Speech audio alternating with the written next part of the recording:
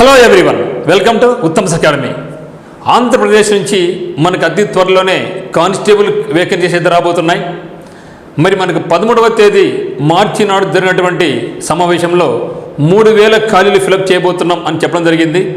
దీంతో చాలామంది యువత 3000 పోస్టులైనా మాకు ఎట్లా సరిపోతాయి, సంఖ్య పెంచాలి అని అడుగుతూ ఉన్నారు.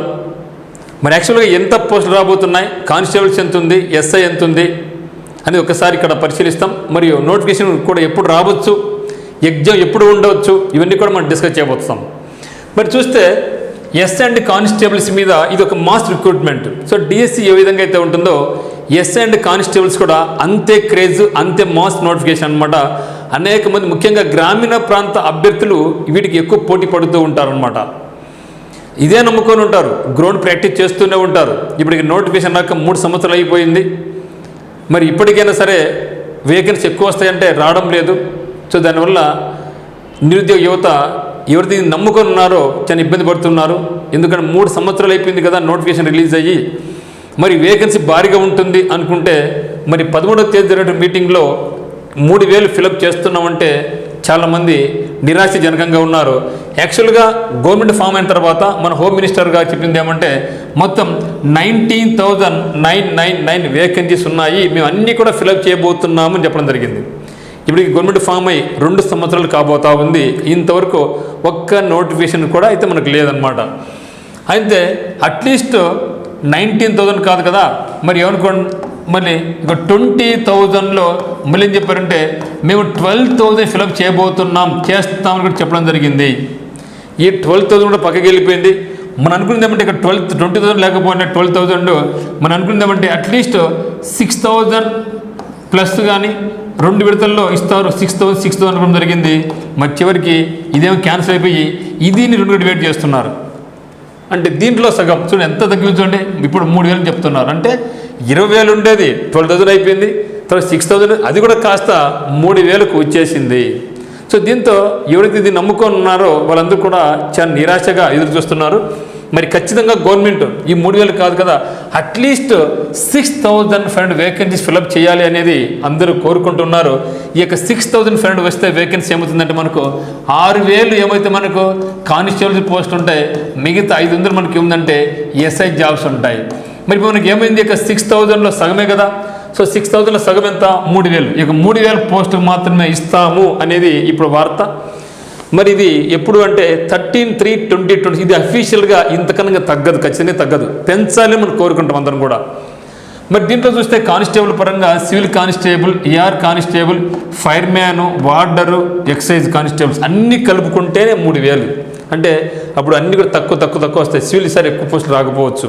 ఏఆర్ కావచ్చు, ఫైర్ మ్యాన్ కావచ్చు, వార్డర్ కావచ్చు, జైల్ వార్డరు, ఎక్సైజ్ కానిస్టేబుల్స్ కావచ్చు. గతంలో ఎక్సైజ్ కానిస్టేబుల్ సపరేట్గా వచ్చి ఉండేది. మరి ఇప్పుడు అన్నీ కలిపినా కూడా 3,000 అంటే మరి నిరుద్యోగ యువతలో కొంచెం ఆందోళనకరంగా ఉంటుంది. కానీ కాంపిటీషన్ ఒకవేళ 3,000తో వస్తే కాంపిటీషన్ అనేది చాలా ఎక్కువ ఉంటుంది. కాబట్టి మరి మీరు ఇప్పటి నుంచే ప్రాక్టీస్ చేయండి, బాగా చదవండి, గ్రౌండ్కి ఎక్కువ ఇంపార్టెన్స్ ఇవ్వకండి ఇప్పుడు. ఎందుకంటే ఎక్కువ మంది గ్రౌండ్ అంటూ ఉంటారు. కానీ ఎక్కువ గ్రౌండ్కి ఇస్తే మనకి ఏమవుతుందంటే తర్వాత ఇబ్బంది పడతాము. ఆ గ్రౌండ్కి ఇచ్చే బాడీ అలసిపోతుంది, అలసిపోయిన తర్వాత మనం చదవలేము, పక్కకి వెళ్ళిపోద్ది. కాబట్టి గ్రౌండ్ టైం దండుకుంది కదా, ఇబ్బంది ఏం అవసరం లేదు. మనకు ప్రిలిమ్స్కు నోటిఫికేషన్ 1 మంత్, ప్రిలిమ్స్కి 2 మంత్స్ తర్వాత గ్రౌండ్ ఉంటుంది, అప్పుడు చేసుకుని కూడా అయిపోద్ది. నేను చెప్పడమంటే ఈ యొక్క సబ్జెక్ట్ బాగా గ్రిప్ పెట్టుకోండి ముందు, ఓకేనా. మరి ఎస్ఐ పరంగా చూస్తే civil SI, ER SI, fireman మరియు డిప్యూటీ జైలర్స్ ఇవన్నీ కలుపుకుంటే 250 వరకు రావచ్చు. అంటే మొత్తానికైతే మాత్రం 3,250 పోస్టులతో నోటిఫికేషన్ రావచ్చు అని అనుకుంటున్నాం. మరి అది కూడా ఏమంటే అది ఒకసారి చూద్దాం. ముందుగా మీకు ఒకవేళ కరెంట్ అఫైర్స్ అని కాల్స్ ఉంటే ఇక ఎస్ఐ కానిస్టేబుల్ పరంగా సిఏ బ్రహ్మాస్త్ర ఎంసీకి బ్యాచ్ ఉంది, ఫుల్ టైం బ్యాచ్ ఉంది. 30/30 మార్క్స్ పడే విధంగా ఎక్కడ కూడా మీకు బిట్ మిస్ కాకోకుండా మనకి ఉత్తమ్స్ అకాడమీలో మీకు లభిస్తుందన్నమాట. డౌట్స్ ఉంటే మనకి నెంబర్కి అయితే కాల్ చేయండి. మరి ఎక్స్పెక్టెడ్ నోటిఫికేషన్ ఎప్పుడు రావచ్చు అందరూ అంటున్నారు, ఈ నెలలో వస్తుంది, రేపు నెలలో వస్తుంది, అన్నీ పక్కన పెట్టేసేయండి. నేను గత లాస్ట్ నుంచి చెప్తూ ఉన్నాను, నోటిఫికేషన్ అనేది ఎప్పుడైనా సరే నవంబర్, డిసెంబర్, గత అన్ని నోటిఫికేషన్స్ అన్నీ కూడా మనకి అట్లా రావడం జరిగింది. ఈసారి కూడా అంతే. ఇప్పుడు మార్చి కూడా అయిపోయా. సో నవంబర్ లేదా డిసెంబర్లోనే మనకి మ్యాక్సిమం నోటిఫికేషన్ వచ్చే ఛాన్సెస్ మనకు బాగా కనిపిస్తున్నాయి. అందులో ఇట్లా ఏప్రిల్, మేలో అయితే రావు, ఇది నా అంచనా. కానీ గవర్నమెంట్ అనుకుంటే ఎప్పుడైనా సరే పెట్టచ్చు. సో గతంలో మనం పరిశీలించినట్టయితే అన్ని నోటిఫికేషన్స్ కూడా మనకు కానిస్టేబుల్ కానీ ఎస్ఐ కానీ ఎప్పుడు వచ్చే మనకు నవంబర్ డిసెంబర్లో వస్తున్నాయి. ఈసారి అదే ట్రెండ్ ఫాలో అవుతారనేసి నేను భావిస్తున్నాం. కానీ ఇప్పటి నుంచి మీరు ప్లాన్ వేసుకుంటే సిలబస్ అప్పటికి అయిపోతుంది. ఇక్కడ బాగా ప్రాక్టీస్ చేయండి. మ్యాథమెటిక్స్ కానీ, రీజనింగ్ కానీ, ఇంగ్లీష్ కానీ మీరు ఎక్కడైతే వీక్గా ఉన్నారో ఆ యొక్క వీక్ను గట్టిగా స్ట్రెంథన్ చేసుకోండి. మళ్ళీ మనకు నవంబర్ లేదా డిసెంబర్లో నోటిఫికేషన్ వస్తే ప్రిలిమ్స్ ఎగ్జామ్ అనేది దానికి ఎక్కువ టైం ఇవ్వరు. మేబీ 45 days, వర్స్ట్ కేసు అయినా సరే మనకి ఇచ్చే టైం 60 రోజులు మాత్రం ఇస్తారు. కాబట్టి ఎగ్జామినేషన్ అనేది జనవరి లేదా ఫిబ్రవరిలోనే ఉంటుంది. గతంలో చూసినట్లయితే ఎప్పుడు కూడా మనకు ప్రిలిమ్స్కి ఏమో ఎప్పుడు కూడా తక్కువ సమయం ఇస్తున్నారు. పేపర్ చాలా హార్డ్గా ఇస్తున్నారు ప్రిలిమ్స్ వరకు. అది ఏదైనా కావచ్చు, ఎస్ఐ కావచ్చు, కానిస్టేబుల్ కావచ్చు, రీసెంట్గా ఫారెస్ట్ కావచ్చు, గ్రూప్స్ కావచ్చు, అన్నీ కూడా. సో ప్రిలిమ్స్ పరంగా మాత్రం చాలా హార్డ్గా ఉంది. తర్వాత మెయిన్స్కి వచ్చినట్టయితే మెయిన్స్కి అయితే టైం చాలా దండిగా ఇస్తున్నారు. పేపర్ కూడా ఈజీగానే ఉందన్నమాట. కానీ ఈజీగా ఉంది అనేసి ఈజీగా జాబ్స్ రాదు.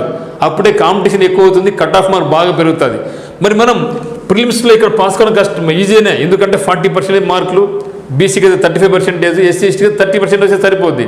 కానీ మెయిన్స్లో అది పాస్ అయితే సరిపోదు కదా. ప్రిలిమ్స్ మెయిన్స్లో ఎవరైతే ఎక్కువ స్కోర్ చేసుకుంటారో వాళ్ళకి జాబ్స్ వస్తాయి. కాబట్టి ప్రతి అంశాన్ని క్షుణ్ణంగా చదవాలి, ప్రాక్టీస్ బాగా చేయాలి. ఏ ఏరియాతో మనం యూగ్గా ఉన్నామో ఆ ఏరియాని బాగా స్ట్రెంథన్ చేసుకోండి. మంచి సఫిషియెంట్ టైం ఉంది, టైం అయితే వేస్ట్ చేసుకోవద్దని, వస్తుందో రాదో పక్కన పెట్టేసండి.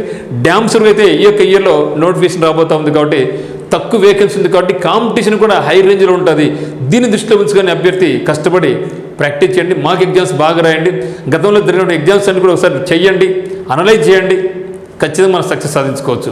ఓకే మిత్రమా, మరి చూద్దాం. ఖచ్చితంగా మన తరఫున గవర్నమెంట్ 3,000 కాదు కదా, 6,500 కనీసం 6,500తో నోటిఫికేషన్ ఇవ్వాలనేసి మన తరఫున కోరుకుంటాం. గవర్నమెంట్ కూడా ఖచ్చితంగా కన్సిడర్ చేసి నిరుద్యోగితో పడే బాధలను అర్థం చేసుకొని వేకెన్సీ పెంచి నోటిఫికేషన్ ఇవ్వాలా అనేసి మనందరం కోరుకుంటే మరి దానికి అనుగుణంగానే గవర్నమెంట్ యాక్ట్ అవుతుందని మనం భావిస్తాం. సో అందరికీ all the very best. Thank you for watching.